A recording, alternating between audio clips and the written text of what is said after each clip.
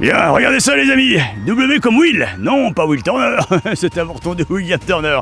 Non, comme What you love. What you love, love, love. Ouais, ça me rappelle une chanson. Non, non, love me no more. Oui, vous vous rappelez de tout ça.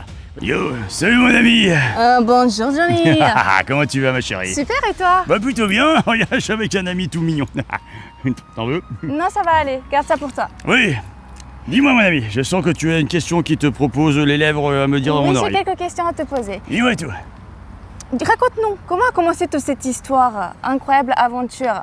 Alors, toi, tu veux que j'en passe en mode Johnny parce que raconter en capitaine, ça va être un peu long. Oui, exactement. Oui, c'est un peu Merci. laborieux à cause du rhum. Bien, t'en bouge pas. Bien. Ça y est, je suis repassé en mode Johnny. Alors, je t'écoute. Comment est née cette incroyable aventure de sosie officiel de Johnny Depp? Alors, tout est parti en fait par des amis qui m'ont inscrit à un concours de sosie international il y a 13 ans. Parce qu'à la base, ça faisait depuis quand même 40 ans que les gens m'arrêtaient dans la rue pour me demander si j'étais Johnny Depp. Voilà, parce qu'il y avait la ressemblance du jour où il a percé dans 21 Jump Street. Ça a commencé à interpeller les gens. Ils disaient, mais vous savez que vous avez un air avec Johnny Depp? Alors je disais merci, mais j'en faisais rien. Et puis, voilà, il y a quelques années, des amis m'ont inscrit à un concours de sosie international où j'ai fini dans les finalistes. Voilà, et puis c'est parti comme ça. Quel travail faut-il réaliser pour incarner aussi fidèlement son apparence, ses gestes et son personnage? Alors, au départ, j'ai travaillé ça avec mes filles en fait. Parce que justement, c'est une amie qui m'a dit, mais pourquoi tu ferais pas Jack Sparrow? Parce que justement, suite au bon résultat dans ce concours international, puis je lui ai dit, mais qu'est-ce que je suis sans Jack Sparrow quoi? Et c'est vrai qu'il m'a dit, écoute, moi je te fais un costume, et puis après tu débrouilles, tu travailles le truc, vu que tu as fait du commerce pendant 10-15 ans, tu vas pouvoir faire ça. Et puis je me suis pris au jeu, et avec mes filles, on a commencé à travailler le rôle, parce que les enfants ont souvent une vision assez juste du jeu.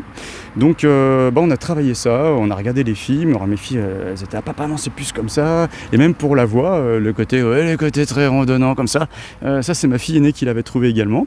Et puis petit à petit, en travaillant le truc, en l'incorporant, c'est venu, tout simplement. Tu as participé à des grands événements et à la tournée Disney en concert. Quel souvenir t'a le plus marqué? Alors j'en ai plusieurs.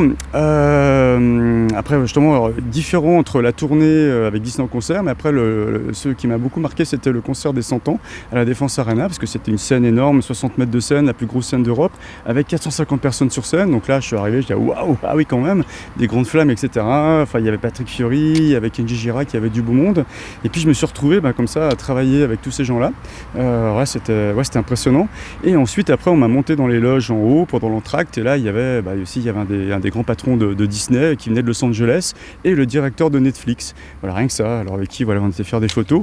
Le problème c'est que je parlais pas bien anglais, donc du coup on a baragouiné quelques mots, on a fait des photos, c'était sympa, mais ça m'a marqué quand même. Lorsque le public te découvre pour la première fois, quelle est la réaction qui te fait le plus plaisir? Alors moi ce que j'aime bien c'est les échanges, parce que le but c'est pas d'être là, regardez, le côté se montrer, c'est pas trop le truc, c'est plutôt l'échange, donc où les gens sont contents, ils voient un Jack Sparrow avec qui on va refaire des scènes, ou avoir des interactions, sur le présent, donc ils sont là, on va regarder, c'est vraiment c'est toujours dans l'improvisation sur le moment, quoi, voilà, c'est de l'impro permanence, et donc avec les gens, quand les gens rentrent dans le jeu, je trouve ça génial, on peut vraiment avoir des interactions incroyables. Voilà. Derrière le personnage et la ressemblance, qui est vraiment Johnny Steph lorsque le costume tombe? Alors, comme tu peux voir, la différence entre le personnage que je t'ai fait avant, qui est complètement exubité comme ça, et bien, le Stéphane que je suis, derrière même le personnage de Johnny Steph, qui est le nom de mon entreprise finalement, je suis plutôt quelqu'un de timide en fait. Là-bas, j'étais même quelqu'un extrêmement timide pendant des années.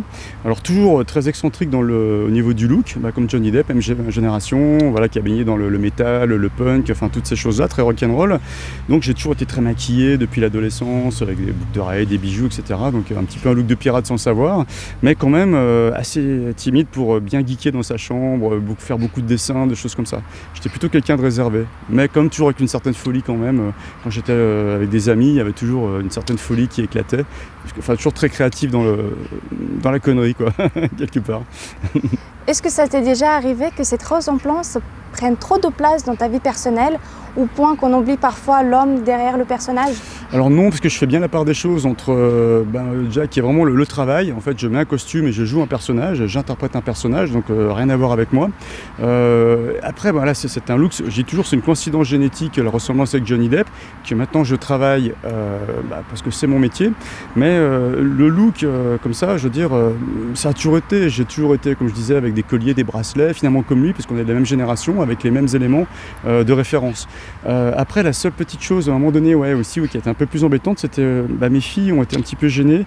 Une époque où on se promenait dans la rue, elles étaient petites, il y avait des fois toujours des gens qui arrivaient en courant, ouais Johnny, enfin voilà, pour le fun, enfin avoir des photos, et elles me disaient nous on voulait être avec notre papa, on veut pas de quelqu'un qui fait des photos comme ça avec des gens, etc.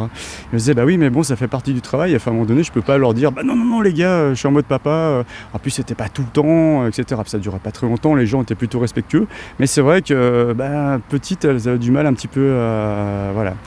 Maintenant je le comprends avec les années, ça les embêtait quoi. Elles voulaient leur papa et pas un Johnny en service quoi. Voilà. Où peut-on suivre tes actualités et faire appel à toi à des événements ou pour des tournages?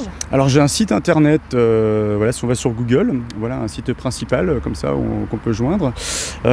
Sinon après je communique aussi sur les réseaux sociaux, je montre un petit peu ce que je fais sur YouTube, sur TikTok, sur Instagram, voilà, mais sinon je vous invite à aller voir directement mon site internet qu'on trouve tout classé en haut, sur Google, si vous tapez Johnny Steph, voilà. Et pour finir, que représente Johnny Depp pour toi? Alors c'est un peu comme un grand frère, en fait déjà je le remercie vachement d'exister, sans quoi je pourrais pas faire ce métier. C'est quelqu'un qui m'a inspiré sur pas mal de choses aussi, dans le sens où il a un petit peu démocratisé ce look bien déjanté, mais avec les années. C'est-à-dire que tant que j'étais très jeune, jusqu'à 35 ans, voilà, et après on commence à se poser des questions, on se dit est-ce que ça va pas faire un peu ado attardé, parce que les gens vous le disent, après les gens dis donc tu t'habilles toujours comme ça, comme quand tu avais 15 ans, avec les jeans éclatés, les grosses godasses, etc. Et finalement, je trouve que Johnny Depp a très bien démocratisé ce côté-là, on vieillit, mais en fait, on reste ce qu'on est. Un peu comme faisait... Oui, aussi dans les Rolling Stones, Keith Richards aussi a toujours le même style qu'il y a 40 ans en arrière. Et finalement, je trouve que ce genre de personnage aide dans une société où on est vachement jugé sur le look, justement, quand on vieillit, non, tu peux plus mettre ça, t'as passé l'âge. Eh bien, Johnny Depp, il est en mode, on s'en fout, et on y va. Et quelque part, ça donne aussi du courage de se dire, oui, il a raison finalement. Voilà. Parce qu'on se prend quand même des salves en vieillissant dans la tronche en disant mais non, t'as passé l'âge de faire ça, voilà. Et eh bien non, il n'y a pas d'âge en fait. Voilà.